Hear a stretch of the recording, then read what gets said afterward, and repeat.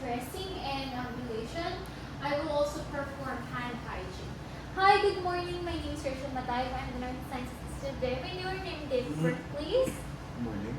My name is Melvin Ramones. My date of birth is March 22, 1992. Okay, allow me to verify these details. Details have matched. Mr. Ramones, I have confirmed we have a doctor's order to assess your wound. I will also be cleaning it and changing its cover. Is this okay with you? It's okay with me. Okay, great. Are you in any pain or discomfort right now? No. Would you be needing any pain reliever before you proceed? No. Okay, perfect. Do you have any allergies that you are aware of? No.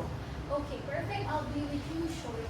Ideally, we must have a table that its level can be raised and lowered into our waist, and also a bed that can be adjusted up to our comfort level. But for the purpose of this video, we will be using this table instead. We must also ensure that the patient is positioned comfortably and that he is close to us. So we must also ensure that we have a receptacle. And before we proceed, I will also close the doors and the curtains to give us a little privacy for this examination. And also for this video, I will also be switching views from 0.5 to 1, just so we could have a better view of what has been going on in here.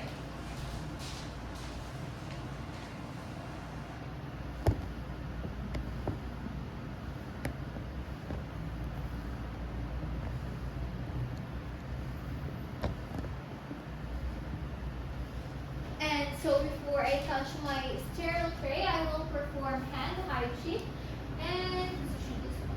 I will only be touching the outside covers.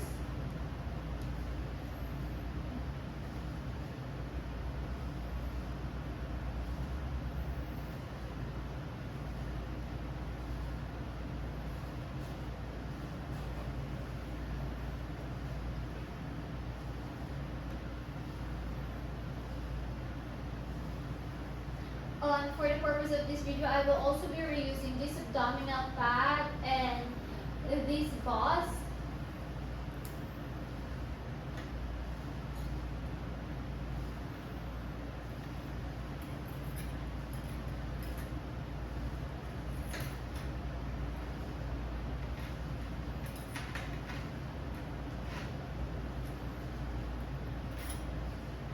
Also, after that, I can pour the normal seal that we can use for the cleaning later on. Since everything has been said, I will perform hand hygiene and put on clean gloves. We must always be aware of our sterile triangle, which is our sterile area, our patient's wound, and our receptacle, which is located in here. So I will perform hand hygiene and put on these clean gloves before we open the client's wound. Mr. Ramones, I'll be assessing your wound. I will be lifting your shirt, okay? Let me put this underpads under you so we will not soil your bed. You okay?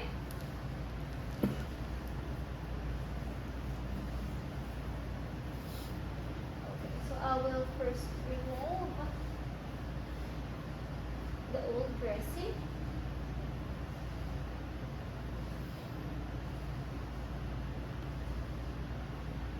So we can see that there is a serious sanguineous discharge from the wound, but the amount is very small, a scant amount of discharge. We can dispose this one now. Since we already done that, we will be assessing our wound, which is an abdominal surgical wound located on the right upper quadrant of the patient's abdomen. It has also been closed through primary intention healing using staples. And at this moment, all staples are present, none are missing, meaning that there is no dehiscence and evisceration present at this moment. I will be doing my measurements now. So this one, approximately, the length is at 2.5 inches and the width is at 0.2 inches. Now we're done with the measurement. We will be taking a closer look at our wound. At this moment, there is no erythema, no redness. Also, no sloughing, no hypergranulation. Also, there is no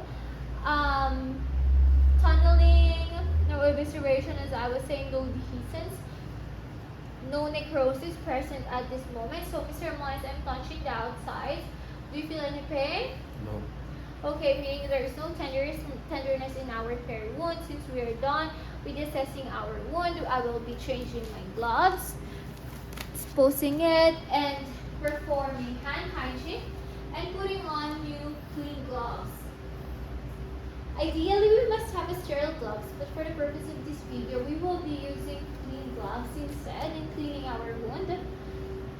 And also, ideally, we must use this drape on to cover our patient's wound, just to expose just the wound and cover all other areas. And earlier, we put on our normal saline rather in this part of the basin, just so we could use it for the cleaning. And now I will be getting the tongs.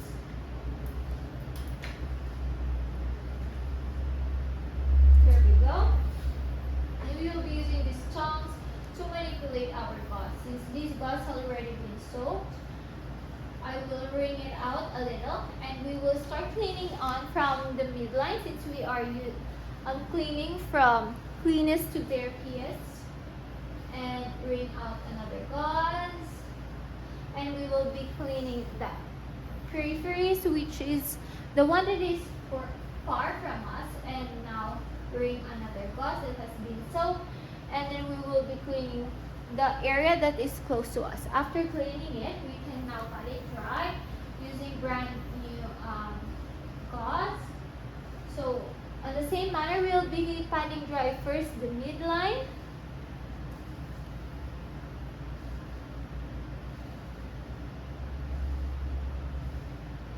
And we will also be patting dry the peripheries, which is far from us.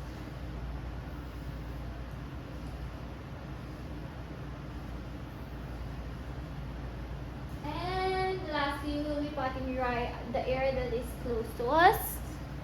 After we're done patting it dry and there are no order for any antimicrobials or any topical ointment, we can now proceed to covering our wound. I am using 2 new clean sterile gauze, but for the purpose of this video, as I've mentioned, we are reusing this gauze and this abdominal pad.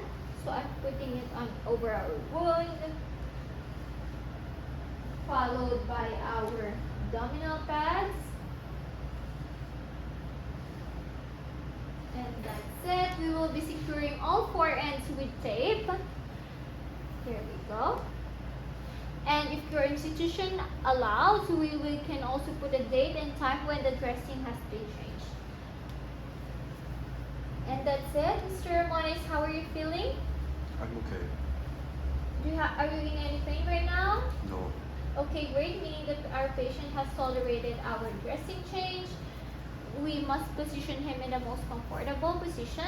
We will also remove this. Before we leave our patient, we must ensure that the bed is on lowest position. Perform all fall precautions by raising the handrails and putting the call bell beside the patient. We can now dispose all of this. And then we can remove our gloves together on. And we will perform hand hygiene and document all our findings, that the dressing has been changed for the date and time, and our observations for the wound, that there is a scant amount of serous fluid. The length is 2.5 by 0.2. There are no erythema, no evisceration. All staples are complete. And that's it. After documenting it, we're done with our procedure. After also assessing that the client has tolerated our assessment.